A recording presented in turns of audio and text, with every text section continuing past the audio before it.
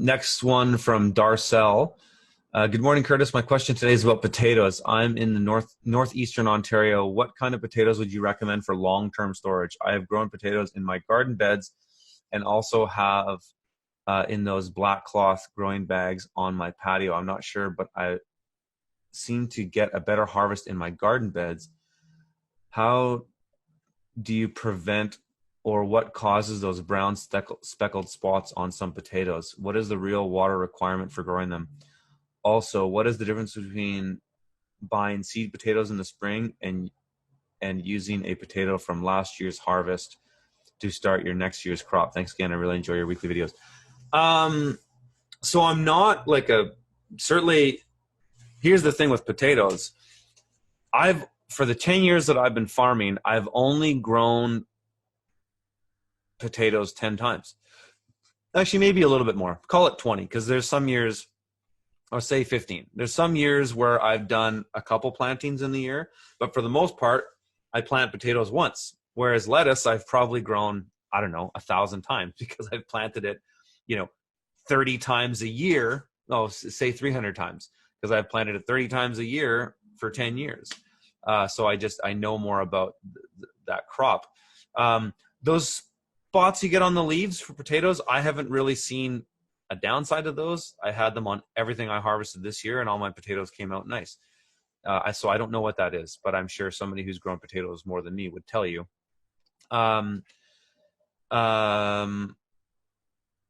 Best storage, my favorite storage potato is a Yukon Gold. That's my favorite. The russet, classic russet isn't bad either.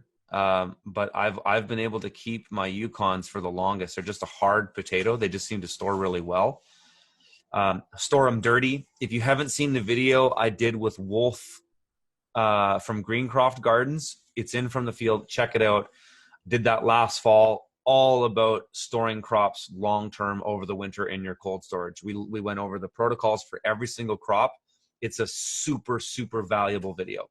We looked at potatoes, we looked at carrots, we looked at cabbage, we looked at, what else did we look at? Celery, squash, onions, garlic. Super, super valuable video. Check that out, maybe even just as a memory refresher. Yeah, that's a good one there.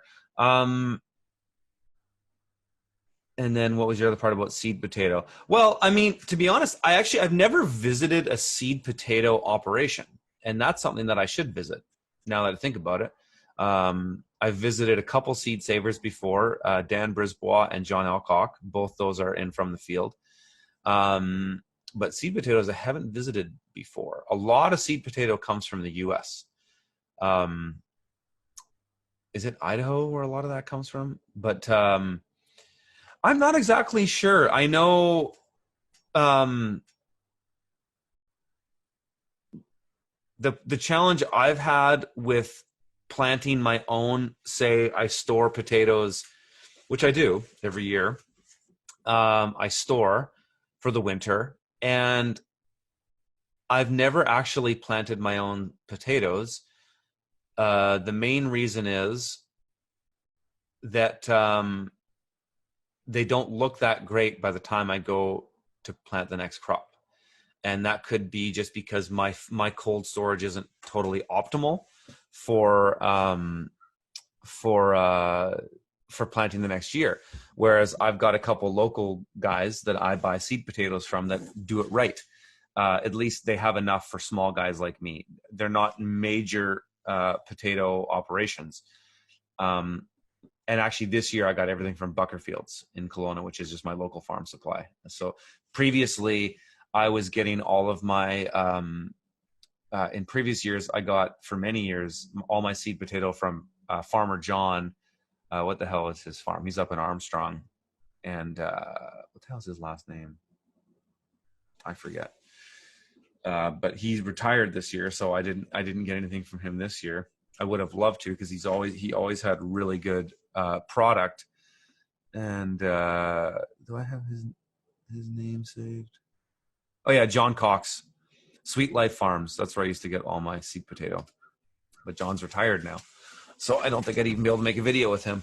But he used to just specialize in potatoes and seed potato, and that's where I got it. But I imagine if you want to do your own seed potatoes and plant your crop that you saved, I imagine you would have to store them really well so that potato really maintains into the spring, and then you'd put it into another area to start sprouting it, and then maybe you could do that. I might try that because I'm storing a lot for this year, so I might try that and see if that works out.